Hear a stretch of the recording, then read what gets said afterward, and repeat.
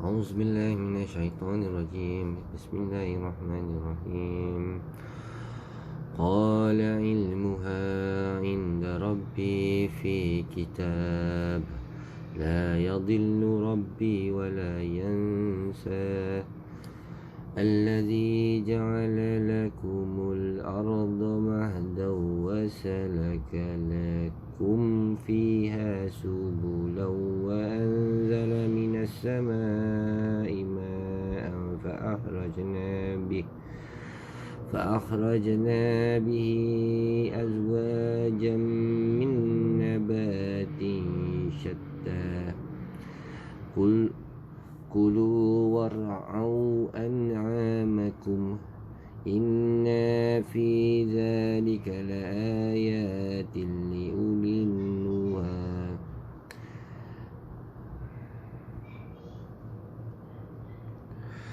منها خلقناكم وفيها نعيدكم ومنها نخرجكم تارة أخرى ولقد أريناه آياتنا كلها فكذب وأبى قال أجئتنا لتخرجنا من أرضنا بسحرك يا موسى فلنأتينك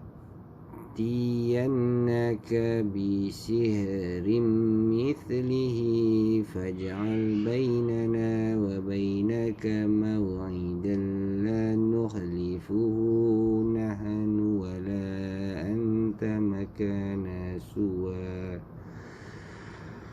قال موعدكم يوم الزينة وأن يحشر الناس ضحى. قال موعدكم يوم الزينة وأن يحشر الناس ضحى. فتولى فرعون فجمع كيده ثم أتى قال لهم موسى ويلكم لا تفتروا على الله كذبا فيسحتكم بعذاب وقد خاب من افترى. فتنازعوا أمرهم بينهم وأسروا النجوى قالوا إن هذان لساحران يريدان أن يخرجاكم من أرضكم بسحرهما ويذهبا بطريقتكم المثلى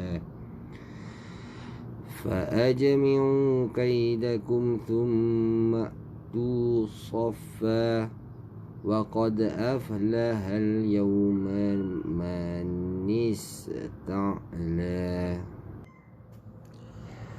Dia Musa menjawab, pengetahuan tentang itu ada pada Tuhanku.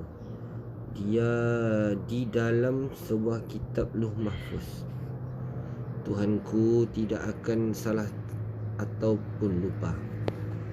Tuhan yang telah menjadikan bumi sebagai hamparan bagimu dan menjadikan jalan-jalan di atasnya bagimu dan yang menurunkan air hujan daripada langit. Kemudian kami tumbuhkan dengan air hujan itu berjenis-jenis aneka macam tumbuh-tumbuhan. Makanlah dan ternaklah haiwan-haiwanmu. Sesungguhnya demikian itu terdapat tanda-tanda kebesaran Allah bagi orang-orang yang berakal. Dari tanah itulah kami ciptakan kamu dan kepadanya lah kami akan kembalikan kamu dan daripada sanalah kami akan mengeluarkan kamu pada waktu yang lain. Dan sesungguhnya kami telah memperlihatkan kepadanya Fir'aun tanda-tanda kebesaran kami semuanya. Ternyata dia mendustakan dan enggan menerima kebenaran. Dia Fir'aun berkata, adakah engkau datang kepada kami untuk mengusir kami daripada negeri kami dengan sihirmu, wahai Musa, maka kami pun pasti akan mendatangkan sihir seperti kamu. Maka buatlah suatu perjanjian antara kita yang kami tidak akan menyalahinya, dan tidak pula engkau, di suatu tempat yang terbuka. Dia Musa berkata, perjanjian waktu itu, pertemuan kami dengan kamu itu ialah pada hari raya, dan hendaklah orang-orang dikumpulkan pada pagi hari duha. Maka Fir'aun meninggalkan tempat itu lalu mengatur tipu dayanya. Kemudian dia datang kembali pada hari yang ditentukan. Musa berkata kepada mereka, para ahli sihir, celakalah kamu. Janganlah kamu mengada-adakan kebohongan terhadap Allah. Nanti dia membinasakan kamu dengan azab. Dan sesungguhnya rugi orang yang mengada-adakan kebohongan. Maka mereka membantah tentang urusan mereka, dan mereka merahsiakan percakapan mereka. Mereka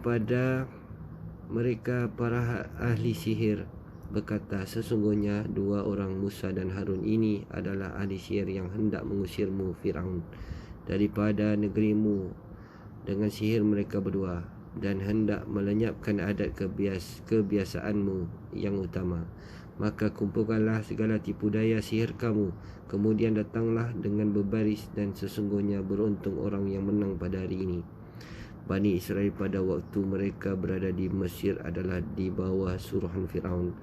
Mereka disuruh untuk mendirikan bangunan-bangunan yang besar dan kota dengan kerja-kerja paksa.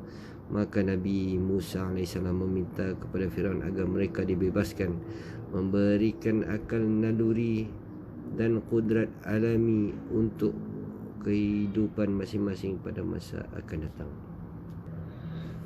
Makna firman Allah Subhanahu Wa Taala ini, makanlah olehmu wahai manusia semua yang taib, baik yang telah kami keluarkan bagimu daripada bumi, dengan perantara hujan yang telah kami turunkan dari langit ke permukaan bumi, berupa buah-buahannya dan makanannya, serta makanan utama kamu. Peliharalah olehmu apa yang telah menjadi rezeki dan makanan utama bagi binatang tunggangan dan haiwan ternakanmu.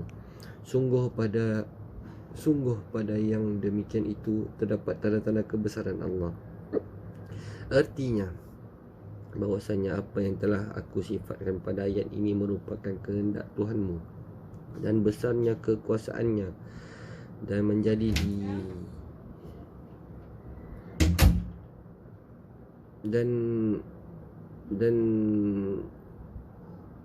dan besarnya kekuasaannya yang menjadi dilalah, petunjuk dan tanda-tanda keesaan Tuhanmu. Tidak ada Tuhan bagimu selain daripadanya bagi orang-orang yang berakal, iaitu ahlul hija wal uqul, orang-orang yang diberi akal. Allah mengkhususkan penyebutan orang-orang yang berakal kerana hal itu merupakan tanda-tanda kebesarannya bagi orang yang diberi akal. Mereka adalah ahli tafakkur, berfikir dan pandai menimbang, serta ahli tadabbur, memahami dan pandai mempelajari. Daripada Ibnu Abbas radhiyallahu anhu, dia berkata, cukuplah Allah menjadi penolong kami, dan Allah adalah sebaik-baik pelindung. Adalah ucapan Ibrahim alaihissalam ketika dilemparkan ke api, juga diucapkan oleh Nabi SAW ketika orang-orang kafir berkata, sesungguhnya manusia telah mengumpulkan pasukan untuk menyerang kamu, oleh itu takutlah kepada mereka. Maka perkataan itu menambah keimanan mereka, dan mereka menjawab, cukuplah Allah menjadi penolong kami, dan Allah adalah sebaik-baik pelindung. Hadis riwayat Al-Bukhari Muslim. Hadis di atas memberikan beberapa pelajaran. Keutamaan tawakal kepada Allah, terlebih lagi dalam keadaan ditindas. Mengikuti jejak para nabi dan orang-orang yang mendekatkan diri kepada Allah dengan cara berdoa dan tawakal. Daripada Abu Hurairah radhiyallahu anhu, daripada Nabi SAW, baginda bersabda, sungguh seseorang hamba tidak Sungguh seseorang hamba akan mengucapkan kalimah yang diredai Allah, suatu perkara yang tidak disedarinya, namun dengan kalimat itu Allah mengangkatnya beberapa darjat. Dan sungguh seorang hamba yang mengucapkan sebuah kalimat yang dibenci oleh Allah, suatu kalimat perkataan yang tidak disedarinya, namun dengannya Allah melemparkannya ke dalam neraka. Hadis riwayat Al-Bukhari. Daripada Zaid bin Khalid Al-Juhaini bahwasanya dia berkata, Rasulullah sallallahu alaihi wasallam memimpin kami solat subuh di Hudaybiyah pada suatu malam selepas turun hujan. Setelah selesai, baginda menghadapkan wajahnya kepada orang ramai lalu bersabda, tahukah kamu apa yang sudah difirmankan oleh Rabbmu? Orang-orang menjawab, Allah dan Rasulnya lebih mengetahui. Baginda bersabda, Allah berfirman, di pagi ini ada hamba-hambaku yang beriman kepadaku dan ada yang kafir. Orang yang berkata, hujan turun kepada kita kerana kurnia Allah dan rahmatnya, maka dia adalah yang beriman kepadaku, dan kafir kepada bintang-bintang. Yang berkata, hujan turun disebabkan bintang-bintang ini atau itu, maka dia telah kafir kepadaku dan beriman kepada bintang-bintang. Hadis riwayat Bukhari. Sadaqallahul azim.